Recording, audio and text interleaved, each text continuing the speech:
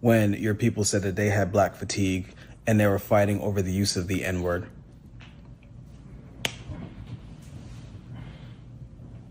Like minds just want to know, why wait till now to want to do unity? Why didn't you do this a week ago when your people said that they had black fatigue and they were fighting over the use of the N-word?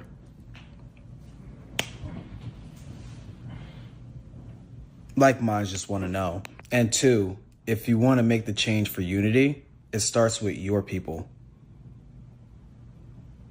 Your people need to stop being colorist towards Afro-Latinos, and the white Latinos need to stop being racist towards black people as a whole.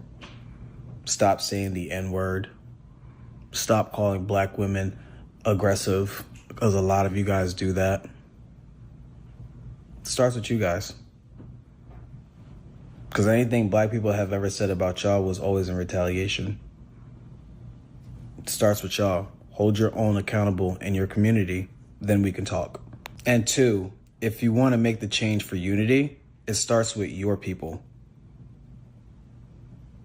Your people need to stop being colorist towards Afro-Latinos, and the white Latinos need to stop being racist towards black people as a whole. Stop saying the N-word. Stop calling black women aggressive, because a lot of you guys do.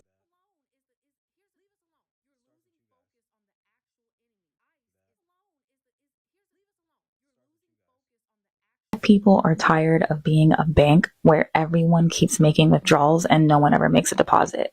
And I want you to think about that. If that was your setup, would you still want to give? Especially for those of us in the Hispanic community, because it's about patterns that we've inherited and the harm that we've ignored.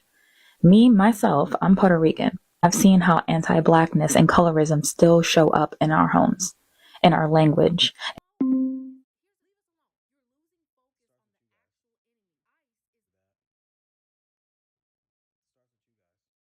in our media, in our families. In many families, darker skin is treated like a disadvantage. When solidarity is needed, hesitation shows what's been internalized, and too many of us were raised to believe that aligning with blackness meant losing something: safety, opportunity, acceptance. And we were taught the proximity to whiteness would protect us, that staying quiet was safer. So if we don't unlearn that, we end up repeating the same harm we say we stand against. So disengagement is not okay. What's happening to immigrant communities right now is devastating. I'm not taking away from that, and it does deserve compassion and support. But a good portion of that fear didn't come from distant forces, and it came from within our own communities.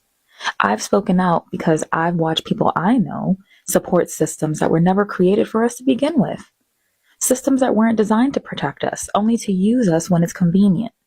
So while I've raised my voice, I also know too many that have stayed silent, or worse, they chose power.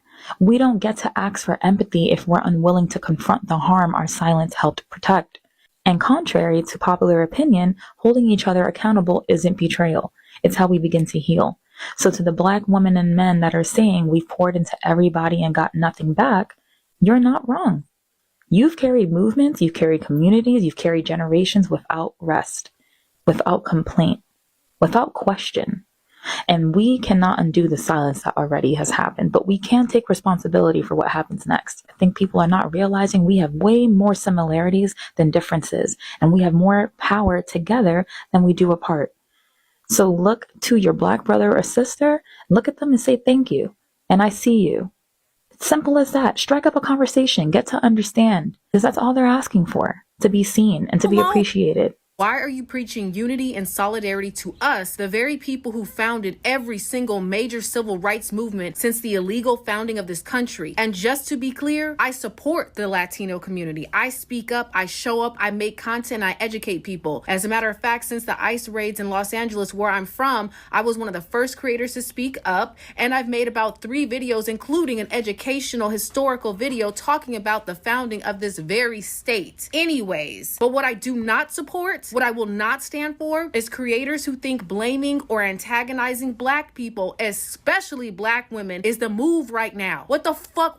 Don't mention us. There's so many other things, systems, people to attack right now. There's so many other ways to make content right now. Leave Us Alone is not a black-led institution. The deportation machine is not being led by the 92% of black women who voted against it. And targeting black folks online because they're not protesting the way y'all want them to, that's entitlement, bro. That's not even unity. That's unity doesn't even look like that. You do not build solidarity by guilt tripping the very community that defined what resistance looks like in this country. Let black folks handle our people. That was the point of one of my videos. I was handling folks without antagonizing them. We hold our communities accountable. There's multiple black people addressing this, but that is our conversation to have, not yours to weaponize. If your content starts pointing fingers at us black people, ask yourself, is this about justice? Or are you looking for someone else to blame? Are you looking for content views, bro? Are you trying to build your platform off of that? I am still standing in solidarity, full stop. But do not confuse my support for silence. You do not get to talk down on the architects of every movement you benefit from. Redirect that energy to the people in power, not the people who've been fighting for freedom since day one. And we're still fighting for our own freedom. Let's not fucking forget that part. I hope you like the